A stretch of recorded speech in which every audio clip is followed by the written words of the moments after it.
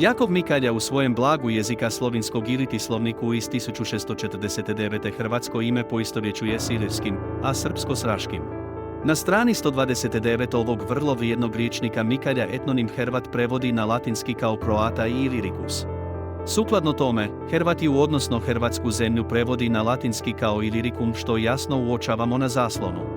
S druge pak strane autor izraz srpska zemlja prevodi na latinski kao Srbija i Raška, a Srbe, to je Srblje kao Servijane i Rašane kako je jasno navedeno na strani 591.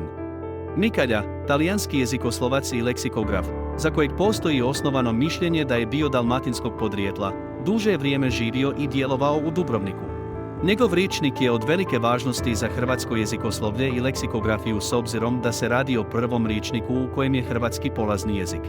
Budući da Mikalja slovinsko ime također poistovjećuje s ilirskim i dalmatinskim, iz njegovih riječničkih natuknica postaje jasno da Dalmatinci njegovog vremena srpski etnonim i lingvonim nisu smatrali svojim vlastitim, već susjednim, raškim. Prema tome, njegovo vrijedno djelo predstavlja učinkovit penicilin za velikosrpsku mitomaniju prema kojoj je srpski etnonim bio sveprisutan i opće prihvaćen kao vlastito narodno ime kod starih Dalmatinaca i Dubrovčana. To je, naravno, daleko od istine. Za više ovakvih informacija pretplatite se na naš YouTube kanal.